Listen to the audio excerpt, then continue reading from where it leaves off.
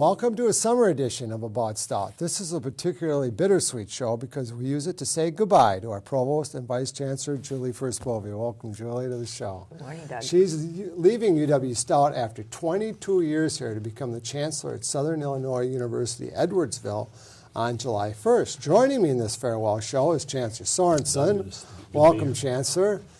And welcome to our guests, which we've done, Julie First-Bovey. Let's just start with a little bit of history, and then we'll talk about some of the issues that you dealt with.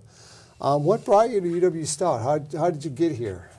Well, actually, I got here first as a graduate student. I have a master's degree from Stout in instructional media technology, and then I worked in that field for a number of years. And then what brought me back to Stout was the opportunity to teach instructional media technology courses. So I joined the faculty in 1990 as an assistant professor, and that was the kind of work I was doing then. And then you sort of moved up the ranks? Well, after a few years of teaching, I moved into a position as a graduate program director and then a department chair. And then I think after about 8 years on campus, I moved into the provost's office, first as the assistant vice chancellor. Okay. When did Julie kind of come onto your radar? Obviously, as chancellor, you're always sort of looking around. I knew of her as a departmental chair for a while. And then obviously when she became involved in the Baldrige effort in 1997, 98, and then even more closely when she became an associate provost someplace, whatever that was, 2000, 2001. So yeah, I acquainted with her gradually. Yeah, and so then, and how long have you been provost, Julie? This is my 7th year in the provost role. Is that a long? I mean, in the scheme of things, let's say in the UW system, is that considered a long tenure for a provost or not? Well, actually, it is. I think I'm the second longest serving provost in the UW system right now. I would say the average provost is probably in the job 5 to 7 years. It all depends on the chancellor. If they, if they see a long time, they see a long time. And after 24 years, you know, obviously, chancellor making the appointment as provost is probably the key appointment that a chancellor makes. What did you see in Julie that sort of told you that she was going to obviously be a successful provost? I got very acquainted with her during the Baldrige process, and then we dealt with issues when she was associate provost. But what I saw was an intelligent problem solver that understood the issues of public higher education, and that was willing to step up and deal with issues directly. Didn't try to hide issues or hide from them. And I saw in that the very qualities you need in a provost, and that's one of the real tough jobs on campus. And when she applied for the job and got the job, I was very pleased to appoint her. Yeah. What interested you in being provost, Julie? I mean, there was a big switch. Obviously, at some point, you had to make the decision to move from being primarily an instructor to being an administrator. When did that switch happen? Oh, that's a good question, Doug. I always really enjoy teaching, and I still enjoy the opportunity to be with students. But after a few years of teaching, I was kind of interested in, okay, what's the bigger picture relative to curriculum and programs, and became program director. And then I became interested, what's the bigger picture relative to the department and how it operates. And then I became department chair. Then I started getting curious as to how the campus operates. What is the bigger picture? You know, relative to enrollment, relative to how we use technology, and just wanted to be able to have more of an influence on things at a campus level rather than just the classroom or a single department. And I would add to that about Julie that I saw a person that understood the big picture, where higher ed had to go, where the school had to go, and yet could really deal with the detailed issues of program development, of gen ed modification, of course development and approval, and it's a nice blend. It's not, everyone doesn't have that blend. So understand the big picture and yet do things that had to be done to achieve that. Obviously, the situations are much different from being an administrator, from being an instructor, and the pressures are much different. Talk a little bit about the pressures that are involved in being a provost. Well, I think there are pressures in every position, quite frankly, and just like you said, it's just different. You no longer have the challenge of having to grade, 50 papers by Friday afternoon. But certainly you've got to be concerned, are we going to be meeting our enrollment targets? Are we going to be meeting our revenue targets? Hopefully the semester will go by without some type of a crisis, a student crisis. I appreciate that. Yeah. That's something I really appreciate. Or even a weather-related crisis. I think it's those things that you really don't have any control of as an administrator that probably give you the most cause for concern. Yeah. Obviously, I said in the beginning that you've been here over 22 years, which almost sort of mirrors your tenure here. I guess both of you can talk about this. How have you seen the institution change over that time? Oh, my goodness. I think about back when I graduated from high school and grew up in this area, so I looked at Stout and thought, well, this is an interesting school, but if you want to major and become a shop teacher, a home ec teacher, or an art teacher, your options were pretty limited, so I chose to go to a different institution, and now I look at the fact that we have 40, 45 undergraduate majors, more than 20 graduate programs. The campus itself, it was always a nice-looking campus, but now with our new science complex, Millennium Hall, the new student center, I think it's one of the best campuses in the system. Yeah. I think that's one of the strengths Julie brought to the job was program development, because we were short. We only had 20 when I came here. And students wouldn't come here because of that, no choices. Now we have, like you say, right on 45, so it's a much broader array of programs, and much of that credit is due to Julie on not only the program development, but what programs fit our mission and what made sense, what could sustain themselves. And we've chosen programs very, very well. And then her job was to guide these through the Byzantine process of program approval, both here and at the system level. And that's no easy task, and she did a masterful job of that. Well, why don't we talk about the program array growth just a little bit? Obviously, it started before I came to campus, but I've been here, I guess, for most of it. That's not a willy-nilly, I mean, you don't just wake up one day and say we need computer engineering. You don't wake up one day and say we need Gulf Enterprise Management. Talk a little bit about the process that was in place. And there's some innovation to it that led to the 20-plus new programs that we have. Well, I think, we've really had a very deliberate academic plan. I think unlike a lot of other campuses that already have a lot of programs, we knew that we needed to have more, but we wanted all of our new programs to be consistent with our mission, to be consistent with the level of expertise in our faculty, certainly be consistent with what we have as far as classrooms and laboratory facilities. So we really had each college do some long-range planning, and we started out with one engineering program, which was very good and became accredited by ABET, and so the next step was to add more in that direction. We've always had programs for teachers, but certainly as we saw demand decline in areas such as family and consumer science or technology education, we had to look at how can we become more attractive to teachers. And now we offer everything from programs in online teaching to STEM education. I think the big turnaround came in 96, 90, or 97, 98. Well, maybe later, we pushed for the Polytechnic designation. That was 2004, I guess. But part of the Polytechnic program was 4 pillars, and one pillar was an incubation center for new program ideas that we put in place and Julie ran. And we put a lot of money into summer programs that would allow faculty to be paid to think about what new programs were needed based on our vision and mission.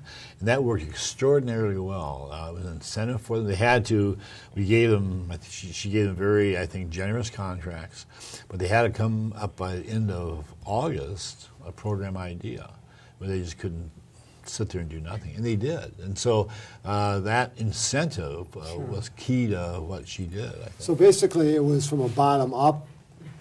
I mean, the programs came from a bottom up rather than the chancellor and the provost sitting around in the office saying, well, we need Gulf Enterprise Management. If I have a good idea, it's never a good idea to the campus. I learned that in a hurry, Doug. And I think what we saw, Doug, is faculty came up with some things that we probably couldn't have thought of, just some very creative ideas. working together within various departments. One of our hottest new majors is the computer game design major. So that's faculty from computer science as well as our art and design faculty, working together to offer a really cutting-edge program that's proven to be very popular with students. And you hired very well against those programs, too. You meet these young people in animation or computer game design. They are bright, they're on fire, and they are good. Yeah, but as the Chancellor indicated, coming up with these bright ideas for new programs is really only half or a quarter of the battle. You have to develop them, and then they also have to get approved by UW's system. Talk to me a little bit about how that works. Well, like the faculty get the ball rolling, definitely. They start working together very early on in the process. We bring people from business and industry to provide input on what should the curriculum look like, what's the employment outlook going to be for the graduates. We start putting together the documentation. The first step is simply announcement to the system that we're going to roll out a program in computer game design, and the other campuses can say, oh, good idea, or we already have a program like that, or we want to collaborate with you. Once that stage has been approved, then there is a much longer document that the faculty, again, are very put together with the help of the staff in my office that really goes into a lot of detail about the need for the program objectives, all of the courses, how we're going to assess students, what does success look like, all the resource needs that will be needed, a budget, that type of thing. And then that larger document goes before the Board of Regents for a final approval. They have streamlined that. I remember Judy was not involved she was teaching in the first engineering program that we put in place. It took really about a dozen years to do that. And by the time we got some good provosts in the system like Julie, they began to pressure system that this didn't work. You had to have a shorter time frame. It's been compressed now to about, I think, 2 years, and that's much more reasonable. Yeah, I don't think any talk about Julie's tenure at UW Stout would be nearly complete without talking about the Baldrige Award, and you obviously brought it up early on when talking about Julie. Just how important was? Talk a little bit about the I'll talk about from my point of view, and then Judy can talk about from hers. But we were approached kind of jointly, I think, or as a leadership team by a grad who had gone through this at IBM. And we sat for an entire day going through the Baldrige criteria and how we measured up. And I had one fond memory of that day. I had a headache that wouldn't stop. It's very dense. And we then put a team together, and Judy was key to that team and a couple of others. And they drove the application process. Normally it takes 8-9 months to do this. We did it in 2 or 6 weeks and got consensus. And then we continued the following year and got a site visit in the third year we won. But Judy was front and center to that leadership team of about 3 people that drove the process and kept us on track. If we had a role to play, and we all had roles, but they were the team that really drove it. So this was 98, 99, 2000? Yeah. 99 was the first application, was that? When do you think you first heard the term Malcolm Baldrige National Quality Award? When did you? I think the Chancellor said, I believe it was that day that we so were you really didn't have much of a concept about the award before then? No, not at all, really. In some ways, we didn't know what we didn't know because it's just a whole lot of work. But an alum had worked with the program at IBM and served as an examiner and a judge for the program. He brought the criteria to our leadership team, and like the Chancellor said, we spent a whole day studying the criteria and really liked it. It's all about the things that we'd been doing. It's all about leadership, planning, serving students and stakeholders, making database decisions, achieving good performance results. So it was very consistent with the way we had been leading and managing Stout, so we thought it'd be a good fit. Yeah, obviously we won the award in 2001, but I mean that must have been the culmination of just hours and hours and hours of work behind the scenes. 3 years and a lot of hours. 3 years. Mm-hmm. How did you see that change the institution? Just the process of going through it. Well, first of all, I think the strength of the Baldrige is self-assessment. You have to assess who you are. So you assess leadership, and we had never done that before. We were leaders, but you assess how you lead, and we realized that we weren't alone in leadership. We had systems of leadership. We were part of that system. Faculty, students, academic staff, clerical staff. So that was a first grand, I think, revelation. Wait, we have to talk about systems of leadership. But then the assessment, and you dig down to see where you're good, you're bad based on data, and then you be honest. You drill down to find out what you're doing wrong, and like retention is a good example. I think it changes fundamentally because we're honest with how we assess who we are. We find out what the problems are, if we can, and trying to fix them. So I think, based on data, we're so data-driven here, and that is a real transformation. We're always data conscious, I think. Now we're data-driven, but it creates a whole different sense of how you measure what you're doing and look at the results, and then try and fix the results that aren't where you want them. Were you ready for the reaction after we won the award? And I mean, because I've been to some of these conferences, the reaction is continuing, and that was 2001. Oh, yeah. And it's 11 years later, and the reaction. Were you ready for the reaction after we won the award? Well, I don't think, again, we were a little bit naive maybe about the significance of the award because, frankly, within days of receiving the award, we were receiving invitations to go to Japan, the Middle East, to be, the Chancellor was speaking with Henry Kissinger. We were, seriously, in New York City. We were all over the map with all kinds of requests for speaking and writing and consulting. And it slowed down some, but I have to say we're still very much a role model for quality improvement in higher education. I was just emailing this morning with a woman from Notre Dame that wants to get Notre Dame involved in the process, and she's like, That's for the football team, by the way. Yeah. I have one fond memory of this because I did an awful lot initially, and I don't do much now, but I was out in Denver at some quality conference and had lunch with a couple people. One was a man that I had met at one of the quality conferences. And over lunch, I was talking about the Baldrige. They were taking notes. I thought, this is too much because I wasn't sure what I was saying was always accurate, but they took notes on what I said, detailed notes. I mean, so that's the kind of awe people had of winning the Baldrige. Yeah. Why do you think we still remain the only entire institution of higher education that's won the award? Obviously, there's been colleges, there have been departments that have won it since, but we're still the only whole college or university that won it. Did you expect? Is that a surprise to you? Well, it is. Given that it's 10 years out, and I've worked with a number of institutions that had applied at the state level or the national level. But it is, as I said, it's a whole lot of work. And then we always talked about turnover. If you've got a lot of turnover in your senior leaders, they might not want to commit to a multi-year, multi-step process. But it is surprising. And there are other tools, too, people use. Mm-hmm. Not as comprehensive as a Baldrige, but there are other tools. Well, Lean's an example. Lean is only part of what a quality program should be. So I think schools go the easier route to find something that works. They can apply quickly and get maybe a result. But this is comprehensive, and this is hard work. Yeah. Something else that's happened quite dramatically during your tenure as provost and I guess your tenure in the provost's office has been the enrollment growth and management issues that have resulted from that. Do you think that was a result of our program array growth, or we just all of a sudden a heck of a lot more popular with students and their parents? Or I think it's really been a number of factors, but one I would say has actually been careful planning. We did look at as a leadership team, we looked at the demographics and saw that we're going to be looking at smaller and smaller class sizes as far as high school graduating classes.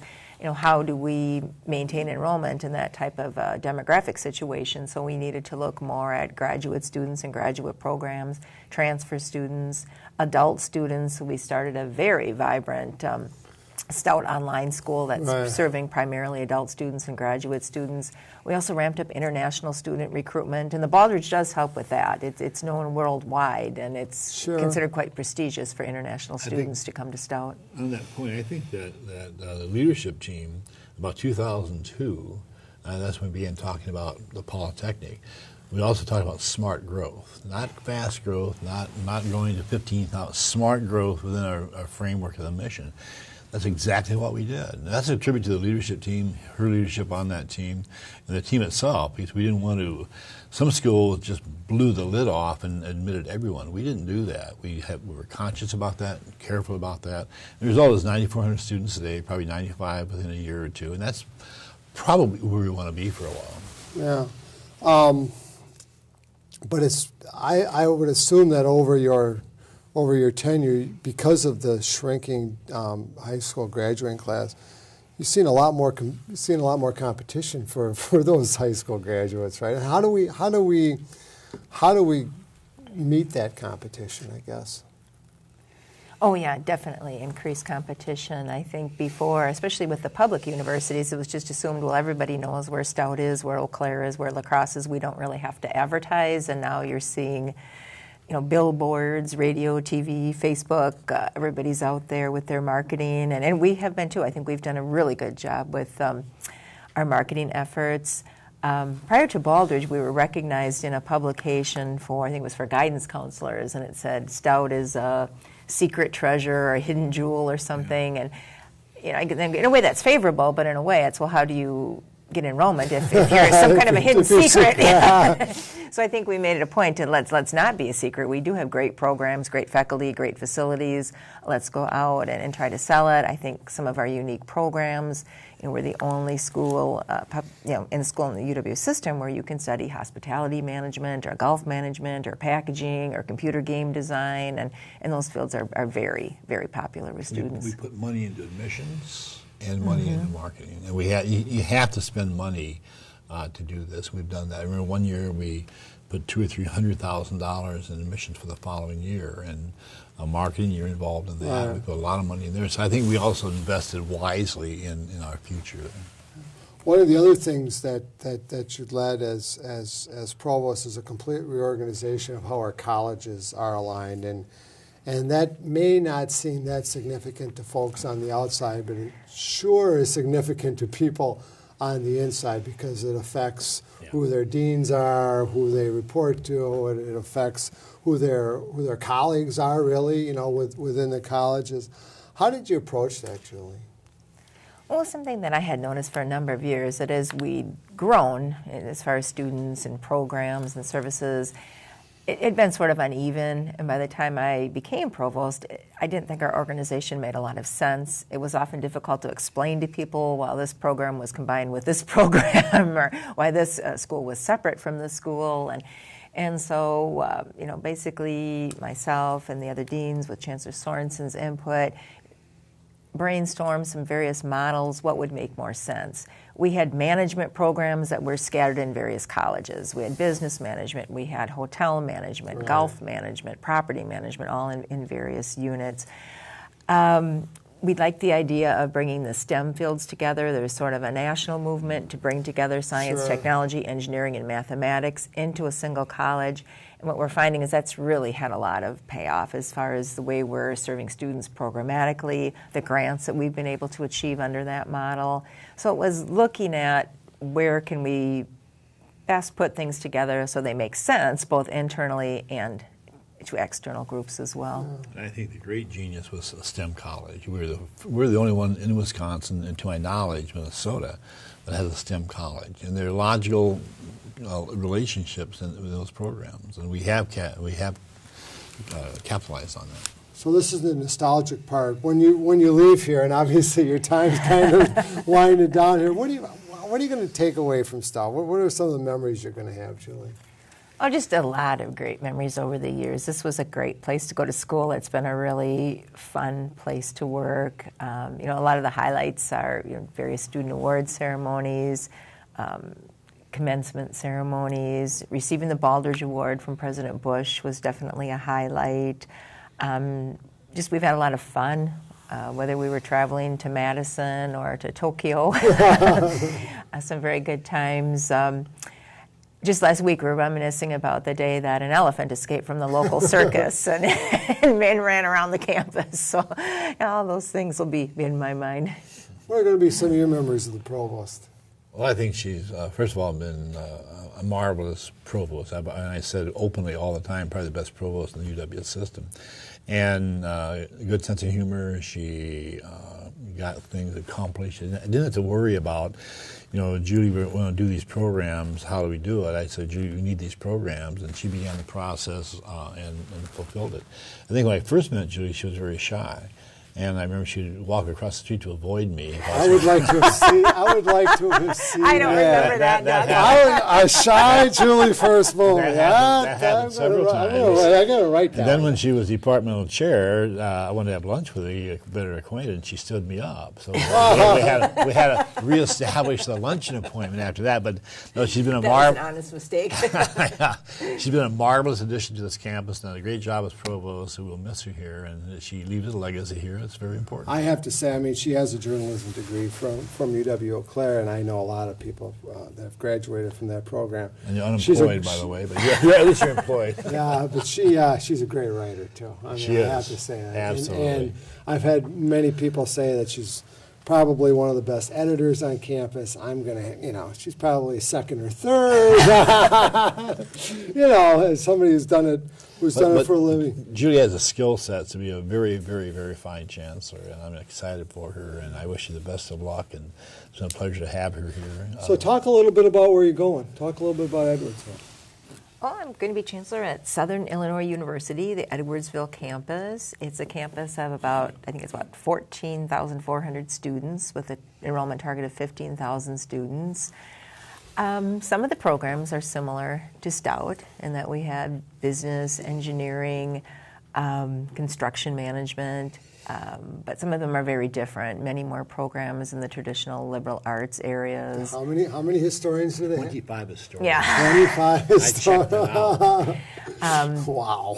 Lots of health-related programs. They have a nursing school, a pharmacy school, a dental school, a shared medical school. So about 3,000 students are actually graduate students in those programs. So I think it'll be a good opportunity. What attracted you? Obviously, you've watched very closely what a chancellor does, and we talked before about the pressures on a provost, pressures on the chancellor. He's got the whole university on his shoulders. What attracted you to the chancellor's office? Well, I guess I'm the kind of person that I like a new challenge sort of every 5 to 7 years. And not that I'd mastered every detail of the job I'm doing now, but I looked at some of the things the chancellor does, which is, doing a lot of work with alumni, doing work with donors, meeting with the legislators. And I thought that would be, very interesting work. It would expand my skill set. So I started doing that type of thing along with Chancellor Sorensen and found I really did enjoy it. And probably was time for the next move. All right. Any final words? No, just good luck, Julie, and you'll do a fine job down there. We're very proud that you left here to go to Edwardsville, and look forward to great things. I echo that. I really do. And good luck down there. Well, it's been great working with you, and hope we'll have an About Edwardsville show on our campus. We'll come down and train people. Well, that's right. That's our little workshop. Well, thanks for watching another edition of About Stout. And best wishes, as we said, to Provost First Bowlby. She begins a new and exciting chapter in her career. And we're going to be back soon with another show. Maybe from Edwardsville. Who knows?